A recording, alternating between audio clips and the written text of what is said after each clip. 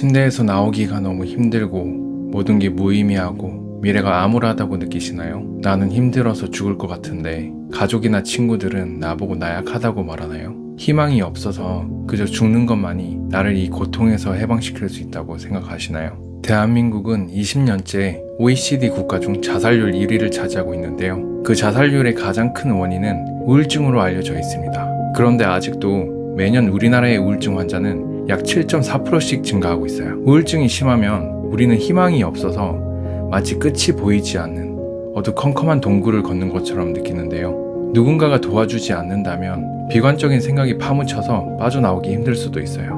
우울증의 가장 큰 문제는 하루빨리 행동하지 않으면 더 우울해지는 악순환에 빠지는데 행동을 할 힘이 없다는 것이 더 문제입니다. 왜 우리 인간은 고통스러운 우울감을 경험해야 하고 삶을 살아가야 하는 것일까요?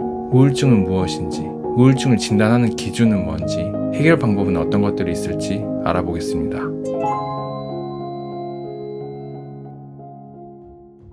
우울증이란 우울증 정의. 우울증은 주요 증상인 의욕 저하와 우울감 등으로 인해서 일상생활을 유지하기 힘든 상태를 말합니다. 정신의학에서는 이를 우울장애로 부르고 있어요.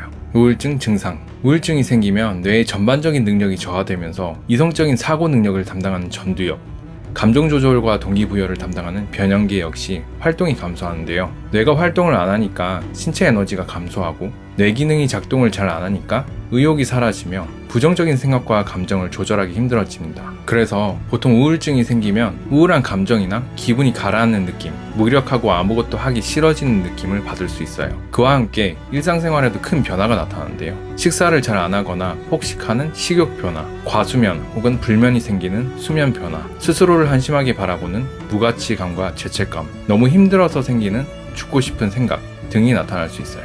우울증 진단 체크리스트. 우울증으로 진단을 할 때는 2주 이상의 기간 동안 계속되는 우울한 기분 혹은 흥미나 관심을 상실하는 증상 중 하나가 꼭 있어야 하는데요. 추가적으로 다음 증상에서 4가지 이상이 해당될 경우 주요 우울 장애로 진단될 수 있어요.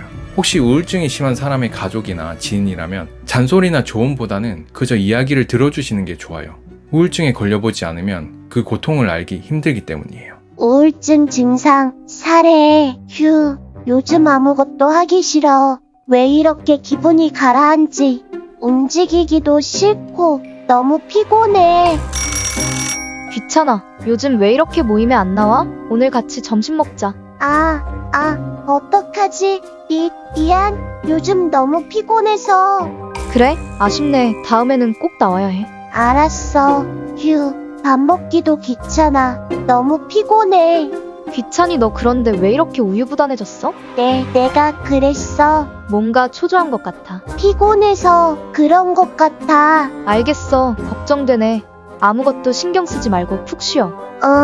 나 진짜 한심하다. 내가 뭐가 힘들다고 이러냐. 나 진짜 바보 같아. 휴, 내가 한심하다는 생각이 멈추지 않아. 그래서 그런지 잠도 안 오고 미치겠네.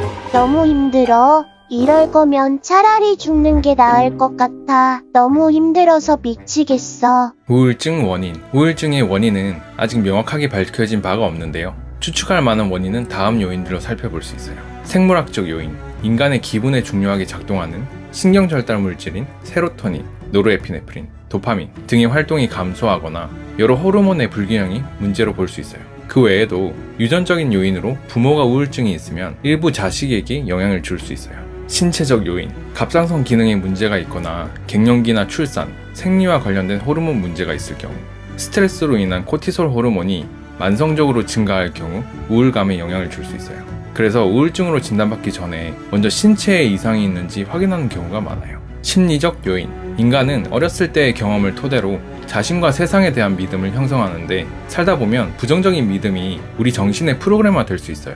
이 프로그램은 인생의 여러 상황에서 갑자기 작동되면서 자신을 우울하고 불안하게 만들 수 있는데요. 개인이 살면서 경험하는 절망감이나 과도한 스트레스, 트라우마, 사회적 고립, 경제적 문제 등이 영향을 줄 수 있어요. 대한민국의 K-우울증. 대한민국은 OECD 국가 중에서 2020년 기준 자살률과 우울증 1위를 달성하였는데요. 유독 대한민국에 우울증이 많은 이유가 뭘까요? 한 매체에서는 한국 사회가 빠르게 변화해서 오는 스트레스, 높은 비율의 1인 가구로 인해서 주변 사람들에게 도움받기 힘들어졌기 때문이라고 하는데요. 정신과 치료에 대한 편견과 자기 스스로 해결해야겠다는 생각도 큰 원인이 될 수 있을 것 같아요. 저는 개인적으로 한국 사회가 살아가기 힘든 문화 환경도 큰 원인이라고 생각하는데요. 어려서부터 과도하게 서로를 비교하고 경쟁해야 하는 입시 문화, 아직도 비일비재한 비합리적인 조직 문화 시스템, 과정보다는 그저 결과를 중시하는 경향, 이 여러 가지 결핍에서 오는 완벽주의도 개인의 정신건강에 문제가 될 수 있을 것 같아요. 우울증 대처 방법 4가지. 우울증 치료는 개인마다 해결의 실마리가 다를 수 있기 때문에 변화를 위해서 할 수 있는 모든 것을 시도해보는 것이 좋을 수 있어요. 첫 번째, 운동하기. 고대 로마에서 나온 문구인 건강한 몸에 건강한 정신이 깃든다 뜬 말은 여러분도 많이 들어보셨을 거예요. 근데 이 말이 과학적으로 근거가 있다는 거 알고 계시나요? 운동을 통해 뇌의 부족한 신경 전달 물질을 증가시킬 수 있을 뿐만 아니라 BDNF라는 뇌 신경계에 아주 중요한 단백질을 생산하는데 큰 도움이 돼요. 여러 정신과 의사들이 치료보다 운동이 더 도움된다고 말하기도 하는데요. 하루에 5분만이라도 가볍게 운동을 해보세요. 두 번째, 식사 잘하기. 우울증은 여러 신경 전달 물질이 부족한 것이 문제인데요. 그 중에서도 세로토닌이 부족하면 불면증까지 유발하기 쉬워요.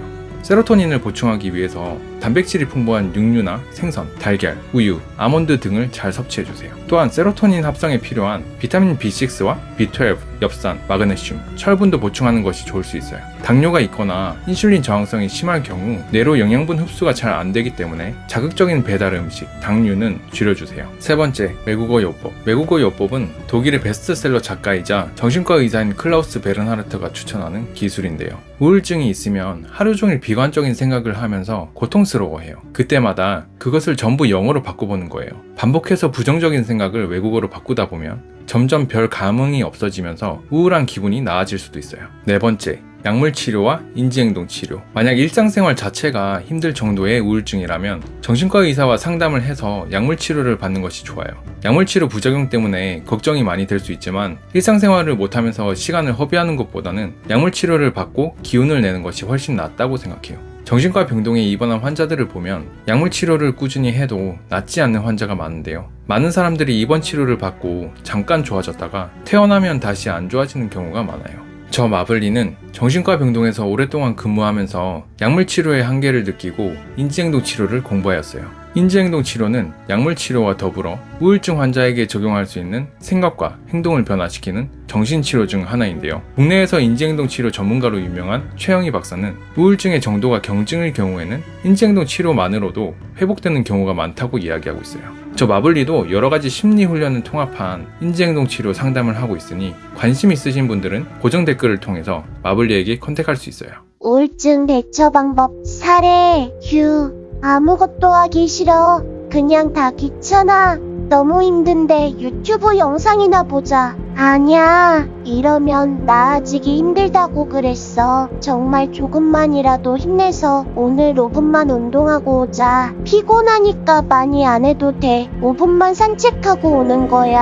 하하. 운동하려고 했는데 도저히 안 되겠네. 나 진짜 한심하다. 어떻게 5분 산책하는 것도 못하니? 너 바보야? 아니야. 나를 비난하지 말고 나 혼자서는 힘드니까 도움을 요청하는 거야. 짜옹아, 나 좀 도와줘. 같이 산책 나가자. 아, 귀찮아. 힘들었지? 나 너희 집에 금방 갈게. 귀찮아. 배고프지? 우리 산책 가기 전에 배달 음식이나 시켜 먹자. 아 맞다. 힘들 때 배달 음식 이런 거 말고 좋은 걸로 먹으라고 했어. 단백질이 풍부한 육류랑 생선으로 먹어야 해. 알았어. 그럼 내가 오늘 삼계탕 해줄게. 비타민 B랑 기타 보충제도 도움이 될 수 있대. 참고해서 내가 요리해줄게. 고마워.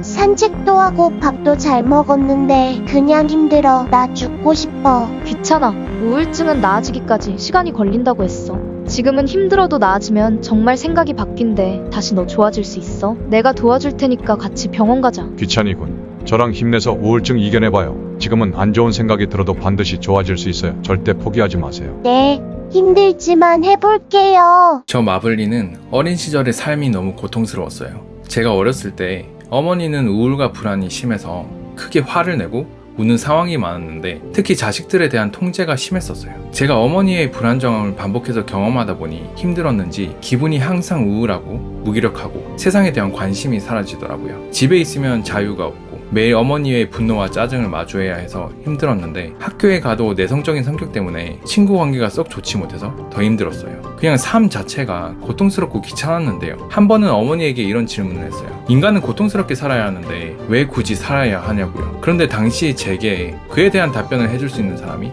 없었어요. 그런데 저는 지금 여러분에게 그에 대한 답변을 해줄 수 있을 것 같아요. 인생이 고통스러운데 왜 살아야 되냐고요. 내 생각과 행동이 바뀌면 원하지 않는 것은 가만히 두고 원하는 것에 집중하는 상태가 되면서 삶이 만족스럽고 재미있는 상태로 바뀌기 때문이에요. 저 역시도 삶 자체가 우울하고 불안해서 힘들었는데 그저 내가 원하는 것에 몰입하는 삶을 살면서 지금은 즐기며 살고 있어요. 여러분이 만약 지금 우울해서 삶이 너무 고통스럽다면 일단 해볼 수 있는 모든 것을 해보셔야 돼요. 좋아질 수 있기 때문이에요. 포기하지 마세요. 그리고 자신이 나약하다고 생각하지 마세요. 지금 그렇게 고통스러운 삶을 부여잡고 있는 것 자체가 강한 것이니까요. 제 이야기를 들어주셔서 감사합니다. 구독과 좋아요는 영상 제작에 큰 힘이 됩니다. 다음 영상은 무기력과 관련된 내용을 다뤄볼까 해요. 많은 관심 부탁드립니다. 마인드를 블링하게 만들기 위해서 노력하는 마블리였습니다.